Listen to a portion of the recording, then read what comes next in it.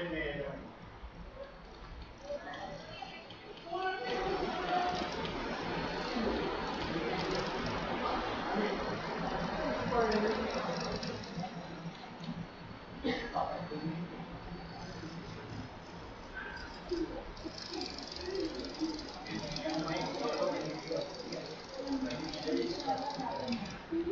good morning all. Am I audible? Can you hear me? Good morning, sir. Yes, sir, you are audible. Okay, thank you, Ujja. Okay, so just I'm summarizing whatever I have discussed in the last class, then I will continue from there only. So in last class I have discussed how we can evaluate actually the limit of a complex valued function and how we can check the existence of limit for a complex valued function. For that I have discussed what is the significance of limit, why do we find limit actually, and I have discussed these cases for function of one real variable and function of two real variable that you have already studied. So in the last class, I have also told that whatever we have studied in the first semester, that means how to evaluate the limit for a function of two variable, two real variable, will incorporate those things here to actually check the existence of limit for function of complex variable. Okay, okay. So that we will be doing here. So just let me share my screen and then I'll be starting. Uh, can you see the screen now? Blank screen. Yes, sir. Okay. So before actually discussing the limit in the last class, I have discussed the epsilon delta definition of limit. Can you remember that? What is the epsilon delta definition of limit?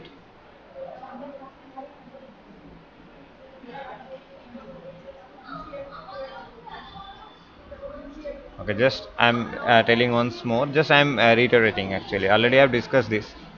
So let's say just I'm discussing this for function of one real variable. Then we will actually incorporate these things in the function of complex variable. So what we did there? Say for example, this is a function y equals to fx. So at this point x equals to x0, the function doesn't have a limit. So what we are doing, we are taking an interval around that function. So let's say the length around this point are equal. So if this length is delta, so this point will be x0 plus delta and this point will be x0 minus delta. Now let's say we are approximating the functional values as L, that means L is the limiting value, that means limit x tends to x0 fx equals to L. So this limit will exist if we vary the value of x from the left hand side of x0 towards x0, then the functional value will be in the left hand side of L in a length of epsilon. So this is say L minus epsilon. And whenever we are varying the value of the independent variable from the right hand side of x0 and we are approaching gradually towards x0, we will find that the functional values will gradually come from L plus epsilon to L, that is L plus epsilon. So if delta and epsilon both are small,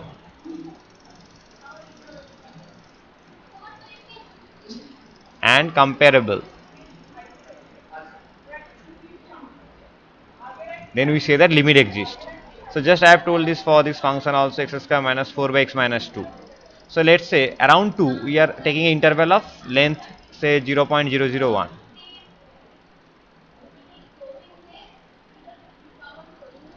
Let's say we are taking this interval. So what is delta here? Delta is 0.001.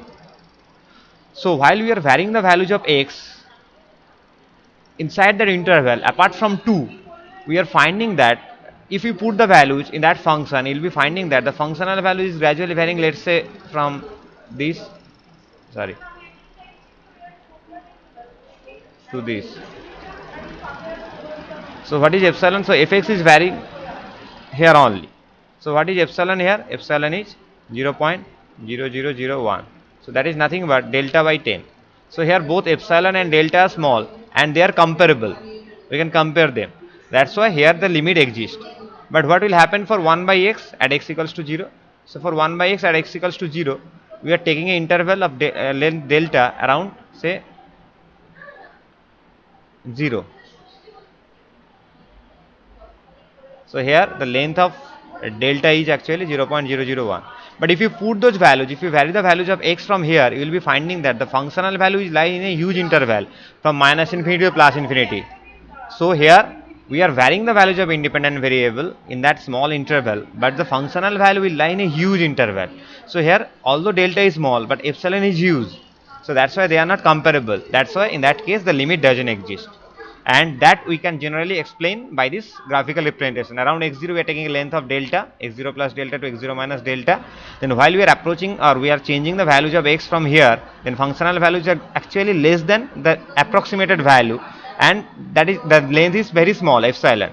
And while we are varying the value from the right hand side, we are finding that the functional values are very small, and the right hand side of this value L at the length L plus epsilon. So here delta and L epsilon, if both are small as well as they are comparable, then the limit will exist, otherwise the limit doesn't exist. Is that clear? Is that fine? Have you understood this? Yes, sir. Huh? Yes, sir. Okay, thank you. So we can actually write this while we are varying the values of x between x0 from delta, if that implies fx minus L and delta and epsilon are comparable, then we say that the limit exists. So in generally this represents the interval. So we are varying the values of x in that interval. If the functional values will also lie in that interval where delta and epsilon are very small, then we say that the limit exists. Similarly, we can actually use this property in the function of complex variable also. Let's say we need to find out the limit at z0 if z equals to, let's say, w0, where z dash x plus iy both are all are complex numbers. Z0 is x0 plus iy0, fz is w, that is u plus iv, and w0 actually u0 plus iv0. So here also, what is the independent variable z? So here the z will be varying around z0 in a length delta. If this implies fz minus w0, this length is less than epsilon, and delta and epsilon both are small and comparable, then here also we can say that the limit will exist. The same thing. Now, what will be geometrical significance? In the previous case, the independent variable is varying in that interval, so that represents actually an interval, and the dependent variable will also vary in an interval. So how we can interpret this condition, epsilon delta definition, for the function of complex variable? So here I have told that since there are, in the independent variable z, there are two components. One is real part x and imaginary part y. Similarly, in the functional value fz also, there are two components, u and v. One is the real part, other is the imaginary part. So altogether there are four variables. So we can't incorporate all those four variables in a single graph. So that's why what we are doing here, we will be taking two different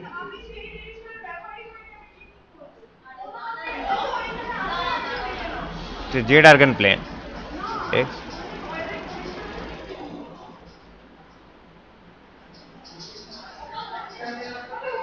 w, u, that is v. So what does it represent geometrically? Can anyone tell me? In the eigenplane, what does it represent? In the case of function of one real variable, this represents actually a circle. So in the case of in the case of complex function of complex variable, what does it represent?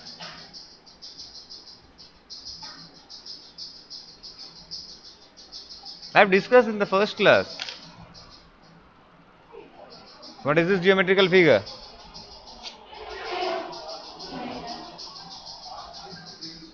Can anyone tell me?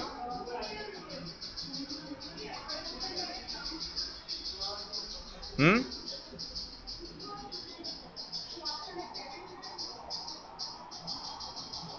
Sir, region of a circle. Yeah, the interior of a circle actually. So z minus z0 means z is x plus iy, z0 is x0 plus iy0. So that represents actually if you square both sides. So this will represent x minus x0 whole square plus y minus y0 whole square equals to delta square. So here, since independent variable is a two-dimensional point, so this will not be a point in the interval. Rather, this will be point in a closed region. So z minus z0 less than delta means around z0 we are taking a circle of radius delta, and the center is x0 comma y0. Is that clear? So in that previous case, the function of one variable, we are varying the independent variable in that interval. So in that case, we'll be varying the independent variable inside that circle. That means we'll be taking the values of z as this. We can take the value of z as this. So any value we can consider which is inside that circle with radius delta and center at x0, y0. So by virtue of this function fz, so you know that each and every point, every independent variable will be mapped to some points in the W.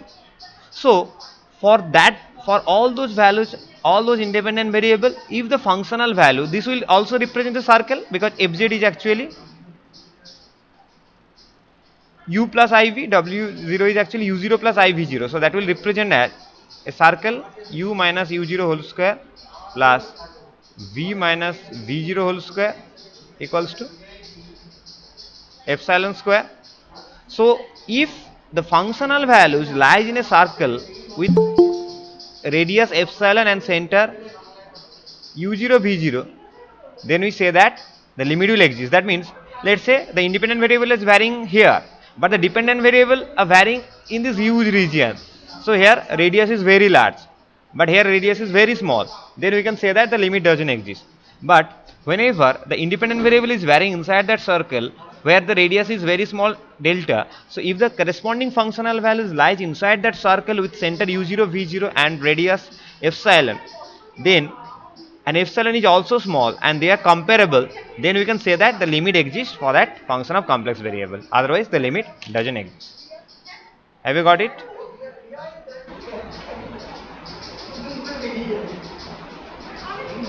Is that clear or not? Yes, sir. Yes, sir.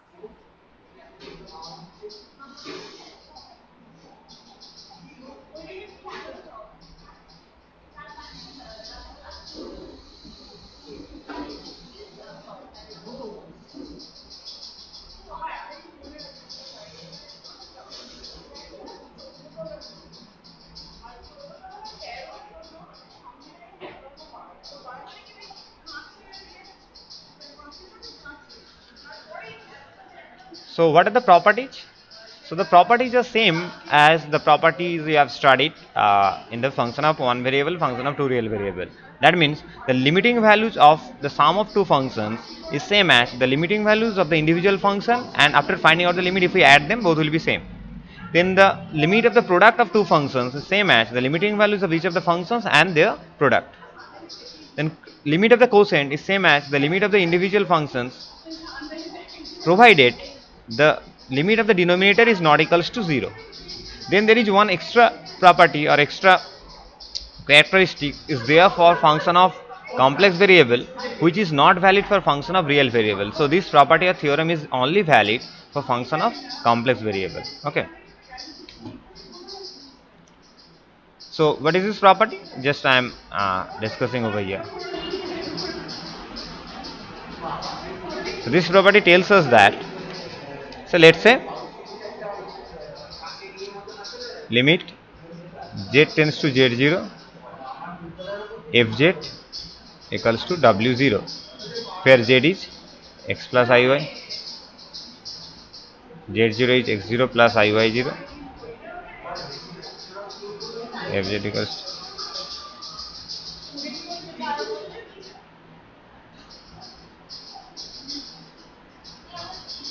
iv0. So if I write down a function fz in the form of, let's say, z square, then if you put z equals to x plus iy, you will be getting x square minus y square plus I into 2xy. So that is our u, that is our v. So here both u and v are functions of x and y. So and z0 is x0 y0 and z is x comma y. So we can write down this limiting value in that form, because you know that any complex number, any complex number can be written in the form of the order pair xy tends to x0 y0, fz is uxy, because here if you break this function in real and imaginary part, so each of the parts will be the function of x and y. So you can write this as uxy plus ivxy equals to u0 plus iv0. Okay. So now here uxy and vxy are separately the functions of two real variables, So while you are going to find out the limit of a function of complex variable, you don't need to find it directly. Rather, this theorem tells us that if limit xy tends to x0 y0, uxy exists and equals to u0, and limit xy tends to x0 y0, vxy exists and equals to v0. So if the real part of the function is converging towards real part of the limiting value, and if the imaginary part of the function is converging towards imaginary part of the limiting value, then the function of complex variable has a limit at that point z0, and that will be the combination of u0 and v0. That means u0 plus I v0. Okay, is that clear? Is that clear or not? So while you are going to find out the limit of a function of complex variable, you don't need to find it separately. Rather, if you first find out the limit for the real part, and if you then find out the limit of the imaginary part and combine them together, then you will be getting the limit of the entire function of complex variable. So you know how to find out the limit for function of two variable. You did it in first semester. So just we need to find out that we need to find out the limit of two function of two variables separately, then by combining them together we can get the limit for function of complex variable. Is that clear? Yes, sir. Yes, sir. Okay. Then I'm giving one example, then I think it will be clear.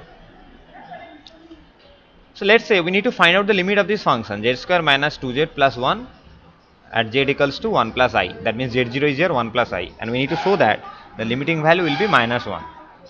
So here what is z0? Z0 is 1 plus I. So z0 is 1 plus I means for z0 the real part is 1, imaginary part is 1. So the point will be 1 comma 1. So if you break this function in corresponding to its real part and imaginary part by putting z equals to x plus iy and segregate it by using the properties of I, you will be getting this is the real part and this is the imaginary part. So this is our uxy, this is our vxy. Now since this function is defined at the point 1 1, so if we want to find the limit of the real part of the function at the point 1 1, so just the functional value will be the limiting value since the function is directly defined at this point. So just we will be putting x equals to 1 and y equals to 1, and if you check it, and it will be minus 1. Then what we will be doing? We will be finding out the limit of the imaginary part separately at the point 1 1. Similarly, the imaginary part is also directly defined at the point 1 1. So the functional value will be the limiting value in that case also. So we will be putting x equals to 1, y equals to 1 here. This will be 0. So the real part of the function and imaginary part of the function has a limit. So the entire complex valued function has the limit as u0 plus I v0. So that is u0, that is v0. So minus 1 plus 0 in I into 0. So that will be the limiting value. So that's why in order to find out the limit of a function of complex variable, you don't need to find out the limit of this function directly. Rather, you can find out the limit for function of limit of the real part of the function and imaginary part of the function and combine them together to get the limit of the original function. So this is only valid for the function of complex variable, because here the number of independent variables are 2 as well as the number of dependent variables are also 2. So this property is only valid for the function of complex variable. Is that clear? Is it clear?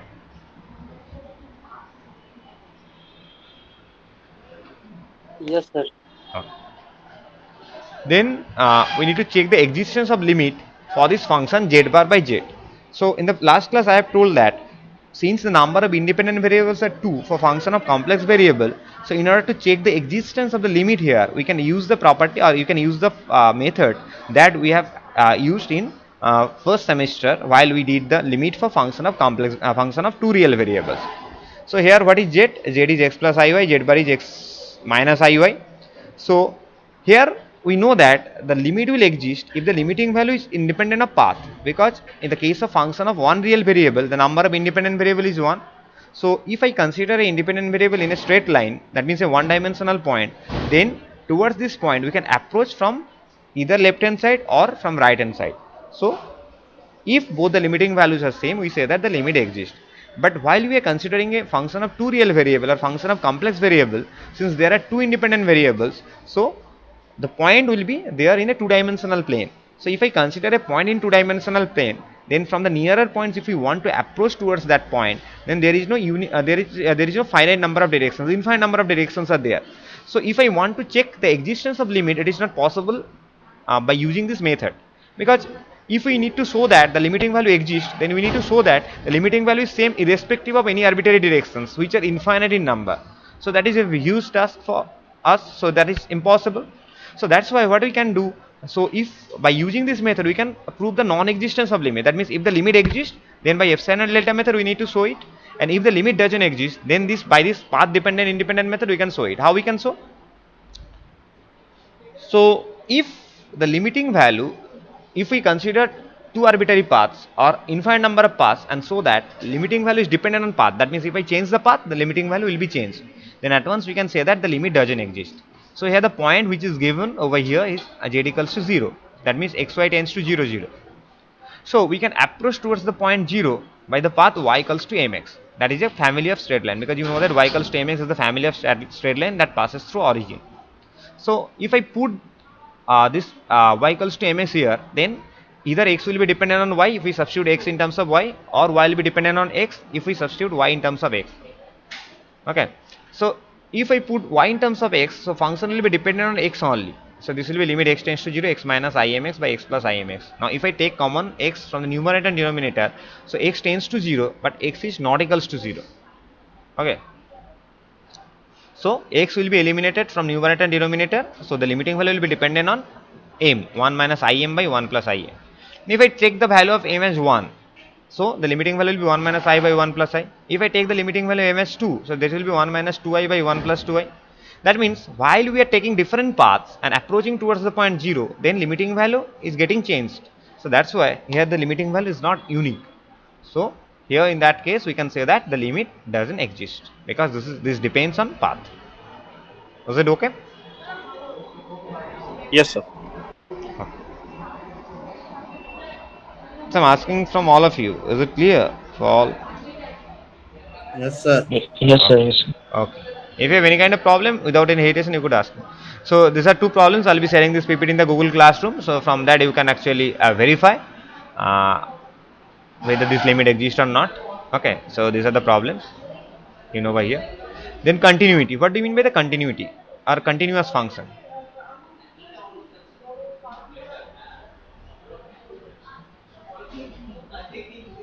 Okay. So how we can what is the continuity? So you know that. Just I am defining it graphically. So for the function of y equals to fx. Let's say this is a function and at this point the limit doesn't exist. This is x equals to x0. Just I am discussing it for function of one real variable. Now we are taking interval in order to find out the limit. So while we are approaching from this end from the left hand side, that means we are gradually approximating the graph from the left hand side. Whenever we are approaching from this end, we are gradually approximating the graph from the right hand side. But since they are not coinciding with each other, that's why we are not getting exact value. But we can approximately take this as the value where they are gradually tending but not coinciding. Since they are not coinciding, so that's why we are getting the approximated value, limiting value, we are not getting the exact value.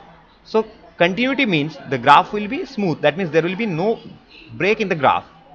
So there will be no discontinuity, that means the graph will be continuous, means if I start drawing the graph from here, so directly we can go up to here, that means there will be no break in the graph. But here there is a break because there is no exact value. So if the limit exists, that means left hand side of the limit, left hand limit and right hand limit are same, then that means limit x tends to x0 fx exists. And if this is equals to the functional value at f of x0, that means this can be joined. So this is approximating, and this is exactly equals to the functional value. Then we say that the graph, there will be no break in the graph, so graph will be continuous. Is that clear? So that is the term continuity. So here also the same kind of thing will happen. So a function of complex variable is said to be continuous at the point z0 if the limiting value exists and equals to the functional value at the point z0. Then we say that the function has a limit at the point z0. Okay. Is it okay?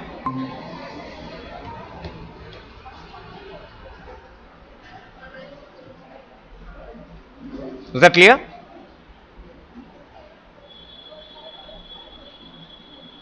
What do you mean by continuous function for Suppose, function complex variable? Oh. sir, Yes. you are not audible. Sorry? Sir, you are not audible for me. Oh. Can you hear me all right now? Yes, sir, now you are. Okay, I'm saying that so continuity means key in the function of one variable. Whenever we are finding out the limit from the left hand side, that means we are approximating the graph from the left hand side, and whenever we are approaching from the right hand side, we are approximating the graph from the right hand side. And if this equals to the functional value, then there will be no break in the graph. So then it is said to be continuous. So similarly, in the case of function of complex variable, if the limiting value exists at z0 and equals to the functional value, then we say that the limit exists for sorry, the function is continuous at the point z0. Is that clear? Yes, Yes, sir. sir. Yes. Then what are the properties? The properties are same. If two functions are continuous at a point, then the sum of two functions and subtraction of two functions will be continuous. And the product of two functions will also be continuous. And the quotient of two functions will also be continuous provided the denominator is not equals to 0 at the given point. Then the composite functions. If you know the composite functions, these composite functions will be continuous at the point z0 if g is continuous at z0 and f is continuous at g of z0. Is that clear? Have you understood this? Yes, sir. Huh? Yes, sir. Okay. Then another this kind of theorem which we have adopted in limit. The same kind of theorem is here also. If a function of complex variable is has to be continuous at a given point z0, then both the real part and imaginary part should be continuous at the point x0 comma y0. That means if the original function has to be continuous at the given point, then both the real part and imaginary part should be continuous at that point. Okay. Then this problem, what is given over here? So you need to show that this function is continuous for all the values of z outside mod z equals to 2. That means the function is given over here fz z square plus 1 by z square minus 3z plus 2. So this is a quotient function. The denominator function is, let's say, phi z, this is a psi z. So we need to show that this is continuous outside mod z equals to 2. Now mod z equals to 2 means a circle with center is at 0 0 and radius is 2 unit. This is 2 unit. So outside that circle at all other points the function is continuous. We need to show that. So how we can show? So a quotient function will be continuous if both the numerator and denominator are continuous in that region where we need to show it that it is continuous. So numerator will be continuous here. So the denominator will be continuous if the function is defined at the given point. So the function will be defined if the denominator is not equals to 0. So now we need to find out where the denominator becomes 0. So z square minus 3z plus 2 equals to 0 if z equals to 1 and 2. So where this 2 point lies? So z equals to 1 and 2 means here the real part is 1 and 2 and imaginary part is 0. So real part 1 means the point will be 1 comma 0. Real part 2 means the point will be 2 comma 0. So the point 2 0 is here on the boundary. This is 2 0 and this point is, let's say, 1 0. So here at these 2 points this denominator function is not defined. That means if I exclude that 2 points, then the entire function is defined at all other points apart from these 2 points. But you can see from this graph that these 2 points are inside that given circle. So outside that given circle there are no points where the function is not defined.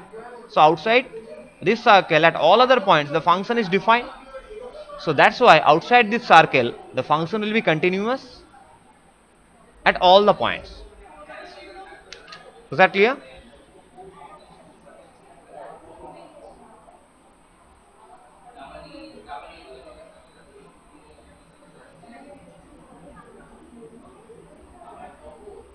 Sir, can you explain once, sir, why it have a imaginary value 0 and Eh? Okay, so z equals to 2. Like sir, Z we means take k. sir z equal to x Yeah, plus iy. So z sir, equals to when 2. So that means x plus iy equals to 2. So if you compare this is 2 into I into 0. So here x component will be 2 and y component will be 0. Is that clear?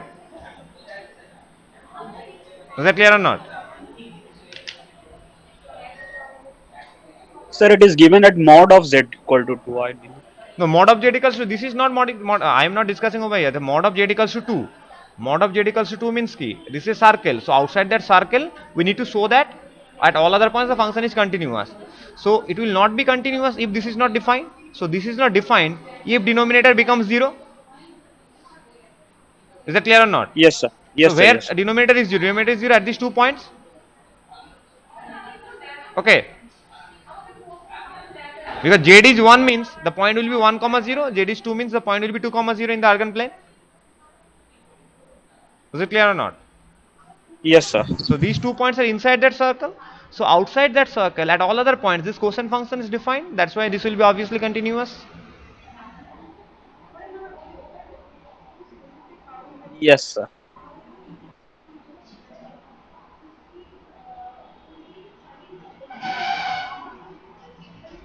Okay. Uh,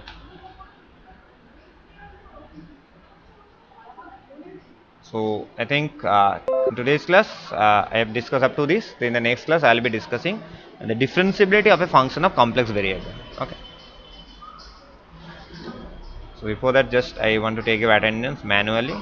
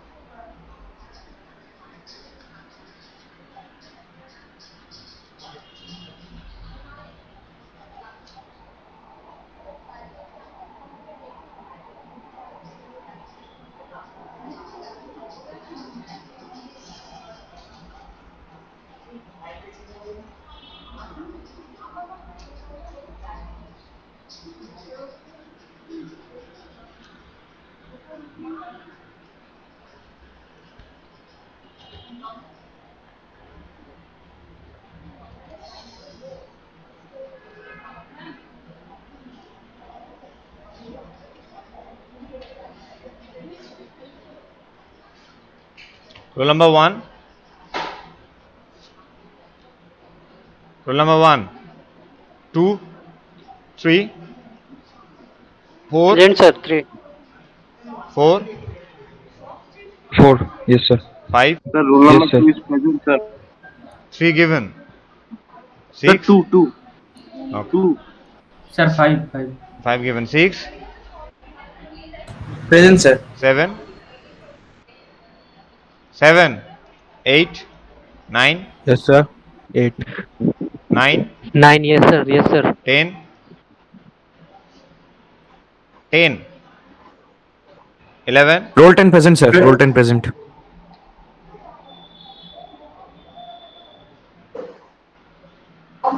11, Present, sir. 12, 13, 14, Yes, sir. Yes, sir. Present, sir. 15, 16, 17, 18, Yes, sir. 18, Yes, sir. Present. 19, Present, sir. 20. Present, sir. Okay, just wait. I am sharing the exam link. Hello, sir. 15 is present, sir. I am having mic problems. I rejoined. Okay.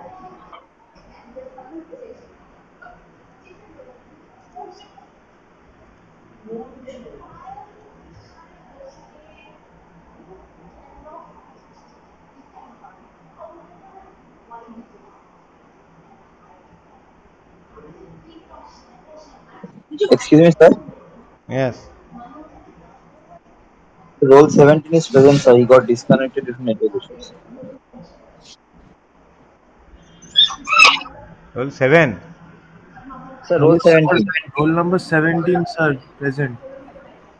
Sir, I was having network issues, sir.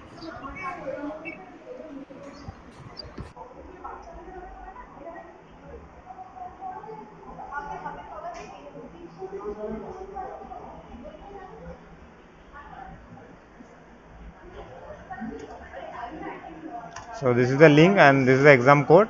So just click in the given link and provide your full enrollment ID and exam code and give the test. So someone just amongst you, please check and let me know whether you can access it right now or not.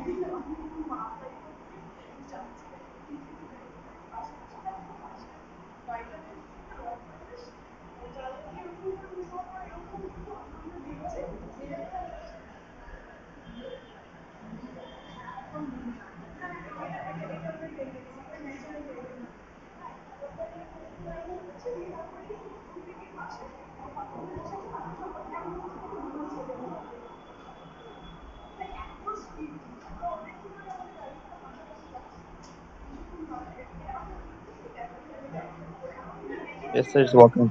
Okay, thank you.